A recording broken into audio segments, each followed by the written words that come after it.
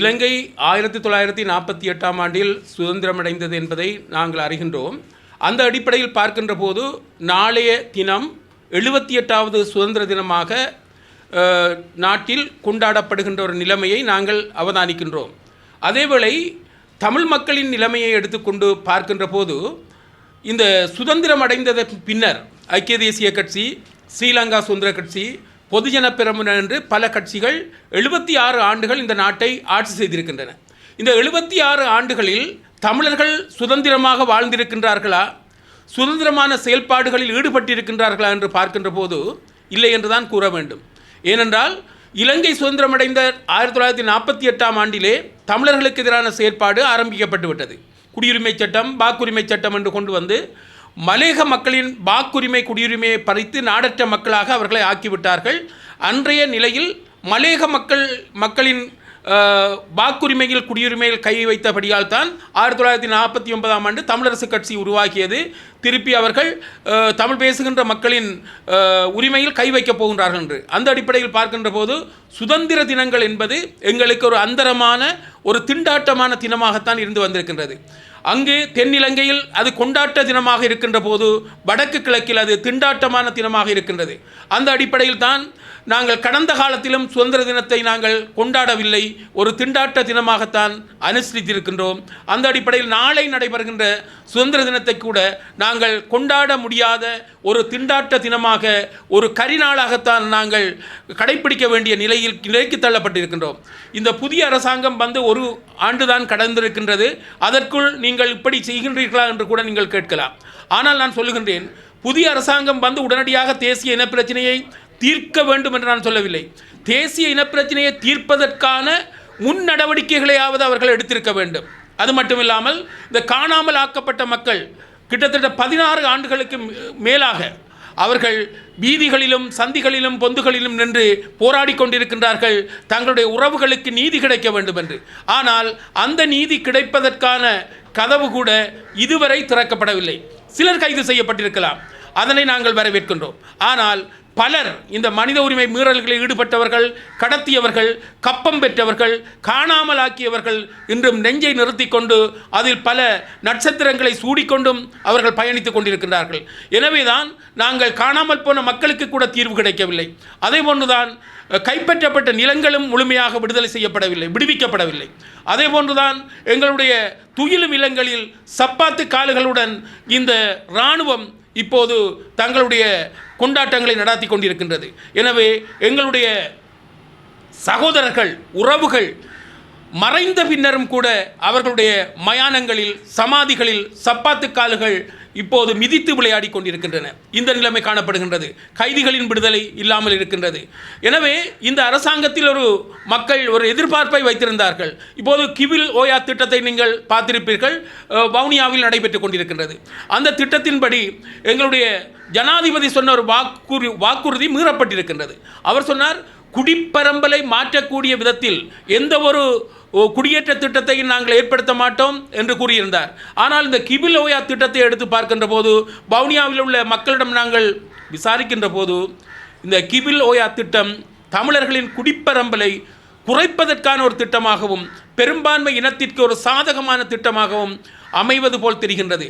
எனவே நான் மொத்தமாக சொல்லுகின்றேன், காணாமல் ஆக்கப்பட்ட பிரச்சனைகளுக்கு தீர்வு காணப்படவில்லை, இனப்பிரச்சனைக்கான தீர்வுக்கான ஆரம்ப முன்னெடுப்புகள் எடுக்கப்படவில்லை, ஆக்கிரமிக்கப்பட்ட நிலங்களுக்குரிய விடுவிப்புகள் நடக்கவில்லை, எமது உறவுகள் உறங்குகின்ற துயிலும் இல்லங்களில் விடுவிப்புகள் நடைபெறவில்லை.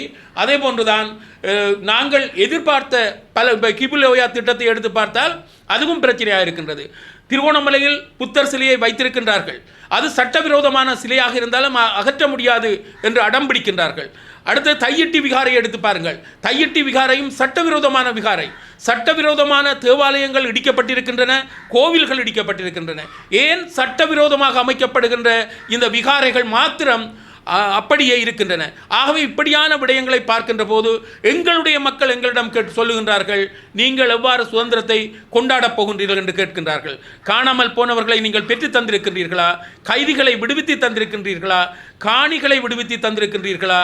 இந்த சட்டவிரோதமான விகாரைகளை நீங்கள் அவர்கள் பிடியில் இருந்து விடுவித்து தந்திருக்கின்றீர்களா? ஆகவே நாங்கள் தெருவில் நிற்கின்ற போது நீங்கள் எப்படி இந்த கொண்டாட்டத்தை செய்ய போகின்றீர்கள்?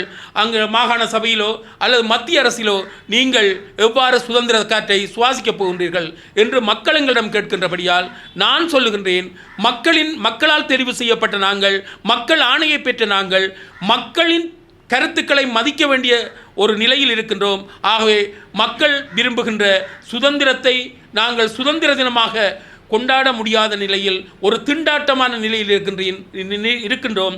கண்ணீரும் கம்பளையுமாக எமது சனங்கள், அதாவது உறவுகள் அழுது கொண்டிருக்கின்ற போது நாங்கள் எப்படி பன்னீர் தொளித்து அந்த சுதந்திர தினத்தை கொண்டாட முடியும்? எனவே தான் சொல்லுகின்றேன், தயவு செய்து தமிழ் பேசும் மக்கள், தமிழ் பேசுகின்ற மக்கள், தமிழர்களாக இருக்கலாம், தமிழ் பேசுகின்ற முஸ்லீம்களாக இருக்கலாம், இந்த சுதந்திர தினம் என்பது எங்களுக்கு சுதந்திரத்தை தந்த தினம் அல்ல.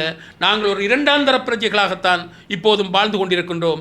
சிங்கள மொழி ஆட்சி செலுத்துகின்றது, அதே போன்று பௌத்தம் அரசமதமாக இருக்கின்றது. நாங்கள் சிறுபான்மை மக்களாக இரண்டாம் தர பிரஜைகளாக வாழுகின்ற சூழ்நிலை காணப்படுகின்றது.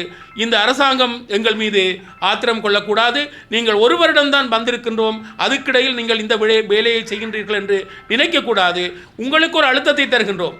அடுத்த முறையாவது சுதந்திர தினத்தை நாங்கள் கொண்டாடுவதாக இருந்தால் தேசிய இனப்பிரச்சினை விடயம், காணாமல் ஆக்கப்பட்டவர்களுடைய விடயம் போன்றவற்றிற்குரிய தீர்வுகளை தாருங்கள்.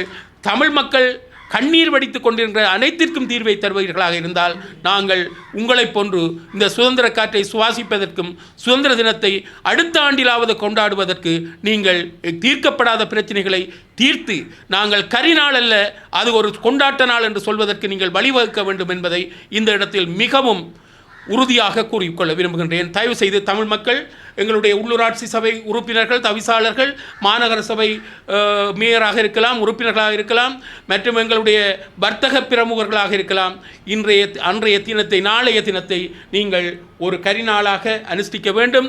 காணாமல் ஆக்கப்பட்டவர்கள் கண்ணீர் சிந்த எங்களிடம் இந்த கோரிக்கையை விடுத்து சென்றிருக்கின்றார்கள்.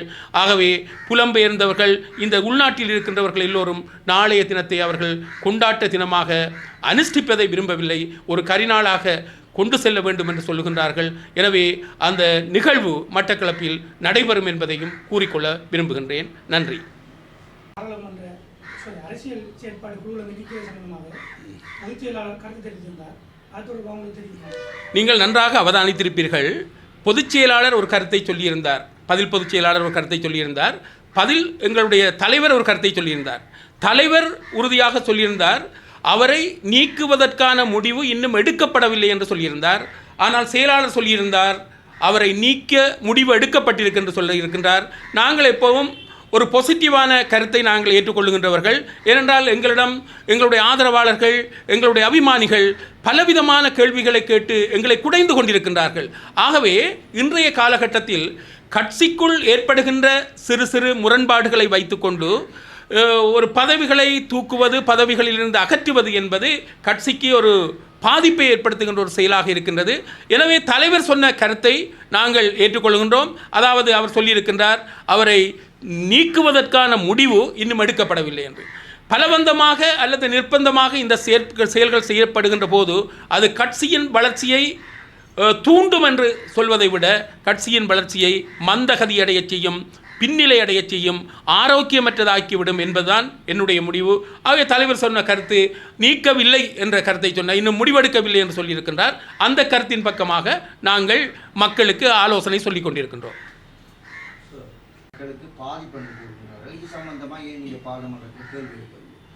நீங்கள் பிடிஏ என்று சொல்லப்படுகின்ற சட்டம் பயங்கரவாத தடுப்பு சட்டம், அந்த சட்டத்தை பற்றி சொல்லுங்கள். பயங்கரவாத தடுப்பு சட்டம் என்பதை அதுவும் நான் சொல்ல வேண்டும். நீங்கள் இந்த அரசாங்கம் சொன்னது பயங்கரவாத ஆட்சிக்கு வந்ததும் பயங்கரவாத தடுப்பு சட்டத்தை உடனடியாக நீக்கி அதற்கு பதிலான சட்டங்களை கூட கொண்டு வர மாட்டோம் என்று தான் சொல்லியிருக்கின்றார்கள். இப்போது பயங்கரவாத தடுப்பு சட்டத்தை நீக்கிவிட்டு பயங்கரவாத எதிர்ப்பு சட்டத்தை கொண்டு வருகின்ற என்ற கருத்தை சொல்லுகின்றார்கள். அதாவது கொழுக்கட்டையை எடுத்துவிட்டு மோதகத்தை முன்வைக்கப் போகின்றோம் என்பது போன்று இருக்கின்றது. எனவே ஒரு சுதந்திரமான நாட்டில் பயங்கரவாத தடுப்பு சட்டம் என்பது அப்பாவிகளை பயங்கரவாதிகள் என்ற பெயரில் அடித்து துவைத்து சித்திரவதைகள் செய்து அவர்களை பலவந்தமாக கையொப்பமிட வைத்து அவர்களை அப்பாவிகளை பயங்கரவாதிகளாக காட்டுகின்ற ஒரு சட்டமாகத்தான் இருந்தது. எனவே அந்த சட்டம்தான் இன்றும் இந்த நாட்டை ஆண்டு கொண்டிருக்கின்றது. ஜே.ஆர். ஜெயவர்தனா 1979களில் கொண்டு வரப்பட்ட அந்த சட்டம் 48வது இலக்க சட்டம் இன்றும் ஆண்டு கொண்டிருக்கின்றது. இதனால் எங்களது நாடு ஒரு பயங்கரமான நாடாக, மோசமான சித்திரவதைகள் நடைபெறுகின்ற நாடாக, மோசமான பாலியல் பலாத்காரங்கள் நடைபெறுகின்ற நாடாக மாற்றப்பட்டது. ஆகவே அந்த சட்டம் முழுமையாக நீக்கப்பட வேண்டும். பயங்கரவாத தடுப்புச் சட்டமும் எங்களுக்கு வேண்டாம், பயங்கரவாத எதிர்ப்பு சட்டமும் வேண்டாம். ஒரு பண்பான ஒரு குடியாட்சி நாட்டுக்குரிய ஒரு சட்டங்கள் தான் எம்மை ஆள வேண்டும். சாதாரண குற்றவியல் சட்டங்கள் போதும் இந்த நாட்டை ஆள்வதற்கு. இன்னும் இப்படியான சட்டங்களை கொண்டு வர வேண்டாம். இருக்கின்ற சட்டத்தை வெகு விரைவாக நீக்க வேண்டும். அதுவும் கூட இந்த கரிநாள் பிரகடனத்திற்கு ஒரு காரணமாக இருக்கின்றது. அனைவருக்கும் வணக்கம். மிக முக்கியமாக நாளை இடம்பெற இருக்கின்ற இலங்கையின் 78வது சுதந்திர தினத்தை தமிழ் மக்கள் சார்பாக நாங்கள் ஒரு கரிநாளாக அனுஷ்டிப்பதற்காக வலிந்து காணாமலாக்கப்பட்ட அமைப்பினூடாகவும் பல்கலைக்கழக மாணவரினூடாகவும் கூவல் விடுக்கப்பட்ட இந்த விடயத்திலே முழுமையான ஒத்துழைப்பை வழங்கி மக்களை அந்த விடயத்துக்கு அணிதிரட்ட வேண்டிய பொறுப்பு இருக்கின்றது. மிக முக்கியமாக என்னுடைய சக பாராளுமன்ற உறுப்பினர் சொன்னது போன்று 1947ஆம் ஆண்டு சுதந்திரம் கிடைத்த பின்பு ஏன் தமிழ் மக்கள் இவ்வாறான மனநிலைக்கு கொண்டு செல்லப்பட்டார்கள்? அவர்களாக சென்றார்களா அல்லது தென்னிலங்கை ஆட்சியாளர்கள் அவ்வாறான சூழ்நிலைக்கு இந்த இலங்கை தீவில் இருக்கின்ற சிறுபான்மையின மக்களை தள்ளிவிட்டார்களா என்று நாம் உற்று நோக்க வேண்டும். ஆரம்ப காலங்களிலே ஒன்று சேர்ந்து பயணிக்கத்தான் தமிழ் மக்களும் தயாராக இருந்தார்கள். ஒன்று சேர்ந்து பயணித்தார்கள்.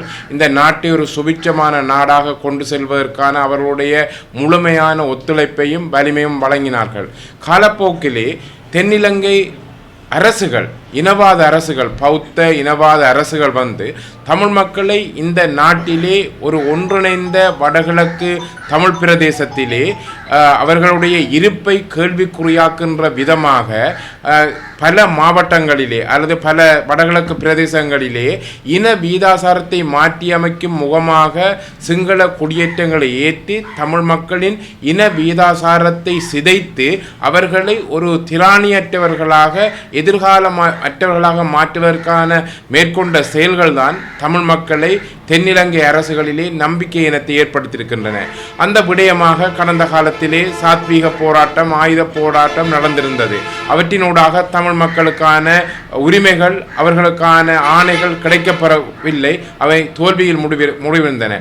ஆனால் அதற்கு பின்பு யுத்தம் மௌனிக்கப்பட்ட பின்பும் 16 ஆண்டு காலமாக தமிழ் மக்கள் சொல்லொன்னா துயரங்களை எதிர்கொண்டார்கள். புதிதாக ஏற்பட்டிருக்கும் ஆட்சி கூட நம்பிக்கை தரும் என்ற அடிப்படையிலே வடகிழக்கிலே தமிழ் மக்கள் வாக்களித்தும் தென்னிலங்கை தேசிய சக்திகள் எவ்வாறு கடந்த காலங்களிலே நடந்து கொண்டனவோ அதே போன்ற செயற்திட்டங்களை அல்லது தமிழ் மக்களுக்கு நம்பிக்கை தராத விடயங்களை அவர்கள் முன்னெடுப்பதாக இருக்கின்றது. மிக முக்கியமாக தமிழ் மக்களுக்கான அரசியல் உரிமையை தருவதற்கான எந்த முயற்சியும் இதுவரை எடுக்கப்படவில்லை. அதற்கான ஆயத்தங்கள் கூட செய்யப்படவில்லை. ஆக குறைந்த அதிகாரமுள்ள இந்த வடக்கு கிழக்கு பகுதியிலே மாகாண சபை தேர்தல் கூட நடத்துவதற்கு ஆட்சியாளர்கள் தயாராக இல்லை. உள்ளூராட்சி தேர்தல்களை மிக விரைவாக நடத்தியவர்கள் ஏன் மாகாண சபை தேர்தல்களை நடத்தி தமிழ் மக்களுக்கு ஒரு நம்பிக்கையை ஊட்டக்கூடிய வகையில் நடந்து கொள்ளவில்லை? அதற்கு அப்பால் பல விடயங்களில் பல திணைக்களங்களின் ஊடாக நிலத்தை அபகரிப்பதற்காக தொல்லியல் திணைக்களத்தின் ஊடாக அல்லது வன விலாகா, வனஜீவிகள் மற்றும் பல விடயங்களிலே உள்ளூராட்சி கடலோர திணைக்களங்கள் ஊடாக பல விடயங்களை அவர்கள் முயற்சி செய்கின்றார்கள். ஒரு சட்டம் கூட இயற்றி தமிழ் மக்களின் பாரம்பரிய நிலங்களை பறிப்பதற்காக பல்வேறு முயற்சிகள் மேற்கொள்ளப்பட்டன. அந்த அடிப்படையிலே மிக அண்மையிலே மகாபலி அபிவிருத்தியின் ஊடாக கிவிலோயா திட்டத்தின் ஊடாக குடியேற்றுவதற்கான ஒரு உள்ளார்ந்த திட்டம் இருப்பதாகவே நாங்கள் பார்க்கின்றோம். இவ்வாறான சூழ்நிலையிலே இலங்கையிலே தமிழ் மக்கள் எந்த நம்பிக்கையிலே 48ஆம் ஆண்டு கிடைத்த சுதந்திரத்தை தங்களுக்கு கிடைத்த சுதந்திரமாக ஏற்றுக்கொள்ள முடியும்? தமிழ் மக்களுக்கு நம்பிக்கை அளிக்கக்கூடிய வகையிலே கடத்தி காணாமலாக்கப்பட்டவர்களுக்கான நம்பிக்கை, நீதி பொறிமுறை, நிலங்களை விடுவிப்பதற்கான பொறிமுறைகள் ஆரம்பிக்கப்பட்டால் அவர்கள் ஏதோ நம்பிக்கை துளிர்விடக்கூடிய வகையிலே இந்த நாட்டிலே ஒரு நம்பிக்கையான ஒரு கீட்டு தென்படுகின்ற அடிப்படையில் அவர்கள் பயணிக்க முடியும்.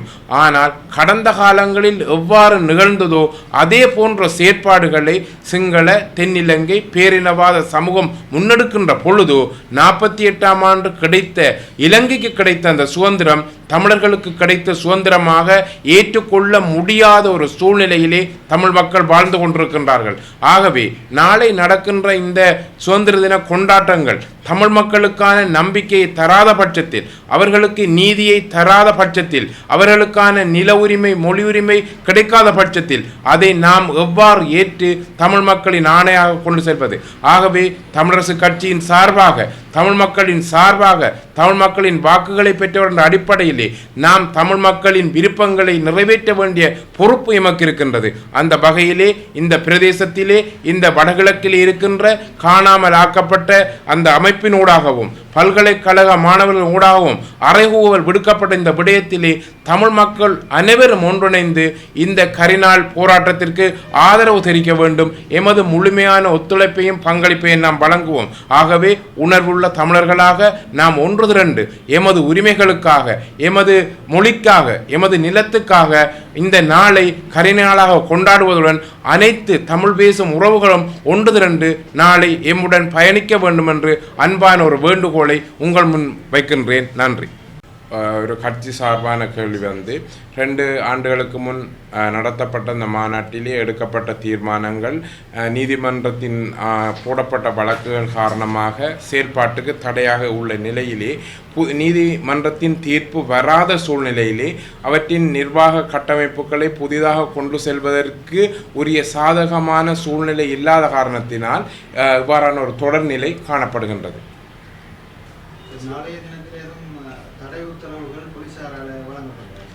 இதுவரைக்கும் அவ்வாறான நிகழ்ச்சி திட்டங்கள் எமக்கு கிடைக்கவில்லை. கிடைத்தாலும் எமது மக்களின் சார்பான குரலாக எமது போராட்டத்தை முன்னெடுக்க வேண்டிய பாரிய பொறுப்பும் பாரிய கடமையும் இருக்கின்றது. அந்த விடயத்திலே நாங்கள் உறுதியான எங்களுடைய போராட்டத்தை கொண்டு செல்ல இருக்கின்றோம்.